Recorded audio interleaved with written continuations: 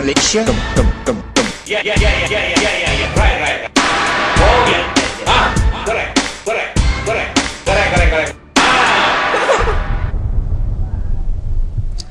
Ya, anda bersama saya dalam blog.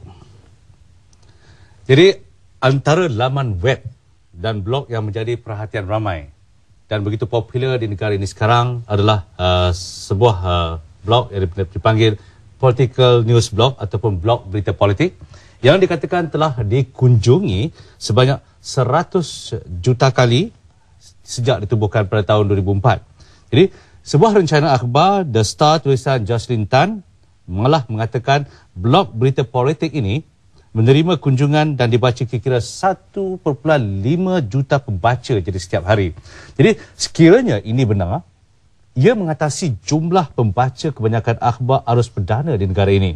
Jadi akhbar yang paling ramai pembaca ialah akhbar Sinchiu sebanyak 1.17 juta pembaca. Jadi ia mungkin mengejutkan bagi mereka yang tidak ambil kisah tentang blog dan internet. Jadi bersama saya pada kali ini, bloggers yang saya kira begitu popular dan tuan punya laman web yang diperkatakan itu. Jadi bersama saya perkenalkan Peter, Petra ataupun juga Raja Petra Kamarudin. Ada juga yang memanggil RPK. Jadi saya percayalah Raja merupakan, saya panggil Raja. Ya. Raja merupakan amat stylish dalam mencipta persekitaran yang saya rasa dirinya begitu tersendiri sekali dalam kes blog ini. Jadi Peter atau Raja, 1,5 juta blogger sekarang memerhati kita dan mungkin lebih berjuta-juta rakyat di Malaysia melihat rancangan blog sekarang dan mereka tahu bahawa blog merupakan satu medium yang baru di negara kita ini. Dan apa pandangan Raja sendiri mengenai peminat dan perhatian ramai terhadap Raja sekarang? Banyak saya dapat feedback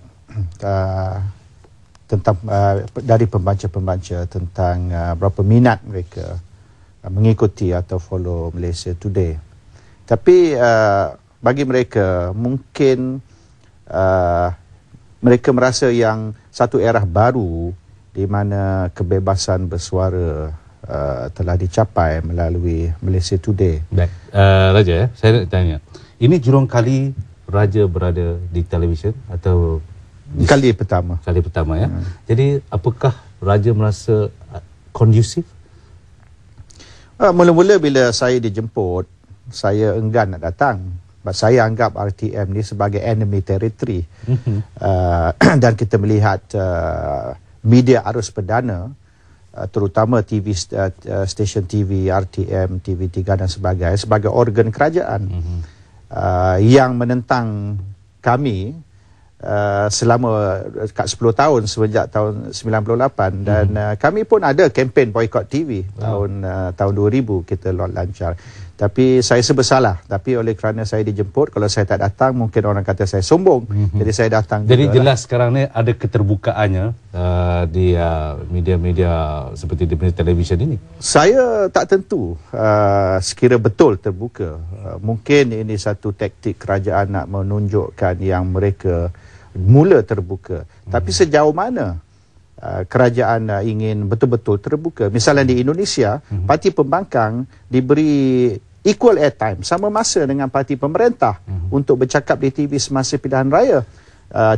TV di Malaysia tidak cover langsung. Saya percaya ini antara langkah-langkah awal kerajaan yang begitu toleran dan memberi kebebasan dalam bersuara. Tak begitu? Belum tahu lagi. Berapa lama ini akan boleh dipertahankan. Saya baru tengok sekejap tadi masa saya sampai, YB Teng ada program live juga di sini. Jadi kalau sekiranya apa yang kita cakap, apa yang kita bercakap atau apa yang kita kata di TV ni, mungkin pihak-pihak berkuasa, pemimpin-pemimpin tidak senang, mereka merasa mungkin lebih negatif kalau kita beri exposure ataupun publicity, mungkin mereka akan hentikan program-program seperti begini tak berapa lama. Jadi let's see whether benda ni boleh bertahan. Adakah Raja melihat sekarang ni apa yang dibuat sekarang ni adalah begitu positif? Saya lihat positif, tapi saya masih suspect, saya masih was-was yang ini hanya window dressing saja. Baik. Jadi baik, kita teruskan dia kepada apakah Raja sekarang tidak merasakan bahawa kerajaan ini sudah cukup terbuka? Saya tidak rasa cukup terbuka sebab the division of power, separation of power belum ada lagi.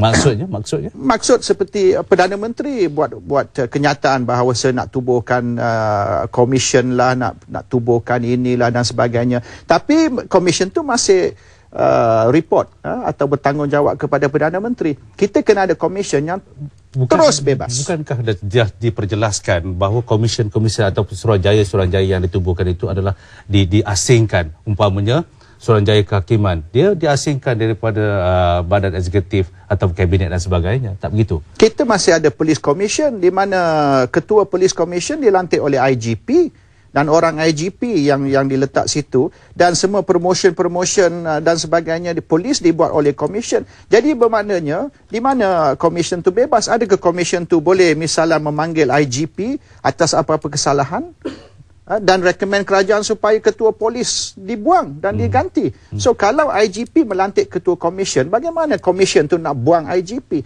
Belum lagi. Saya percaya sekarang, saya mungkin rasa bersetuju juga. Tapi dalam soal sekarang, keterbukaan kerajaan sekarang ni sudah jelas. Ya, dari satu persatu. Umpamanya selepas sebaik saja pilihan raya umum yang ke-12 baru ini, nampaknya kerajaan sudah menubuhkan banyak Suruhanjaya. Suruhanjaya Kehakiman, Suruhanjaya anti rasuah dan sebagainya. Takkah Raja tidak melihat perkara ini? Ya, betul. Tapi komisen-komisen yang baru ditubuhkan, tapi komisen yang lama tu masih belum overhaul lagi. Election Commission. What about Police Commission? Police Force Commission. Kita ada komisen yang dah lama dah lapuk dah komisen tu. Tapi kita tidak mau ubah suai komisen tu. Kita tubuhkan yang baru. Mungkin Raja dia mengikut pada satu keadaan masa yang dan kesesuaiannya. Dan kita tidak boleh terus-menerus melakukan satu pembaruan yang drastik, saya percaya. Sebab apa tak boleh? Pengundi sudah nak minta, pengundi sudah mengundi dan minta perubahan. Dan ini indikasi yang diberi sejak pilihan raya ke-12 ini menyebabkan timbulnya Suruhanjaya yang baru. Suruhanjaya yang lama banyak lagi perlu diubah. Yang pertama ialah Election Commission. Sistem pilihan raya ni, kita ada satu kerusi 5,000 pengundi, satu kerusi 120,000 pengundi. Kerusi yang 5,000 pengundi jamin boleh dimenang oleh parti pemerintah. Yang di mana parti pemerintah tak boleh menang, dia buat sampai 120,000 pengundi.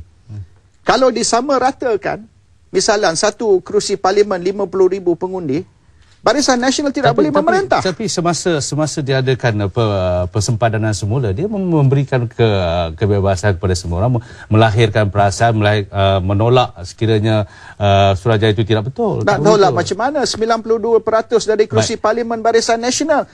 Pasal tu hari ini Barisan Nasional tidak ada lagi 2/3 majoriti. Jadi kalau dia nak ubah sekarang tak boleh. Mungkin Raja. Jadi saya melihat begini pula. Selain daripada komisen-komisen ni, bagaimana pula kalau kita beralih kepada media umpamanya? Media sekarang begitu cukup terbuka. Bermakna keterbukaan kerajaan kepada media sendiri untuk menyuarakan apa sahaja pandangan media. Umpamanya, akhbar politik begitu banyak sekarang ni. Ada harakah, ada keadilan, ada roket dan sebagainya.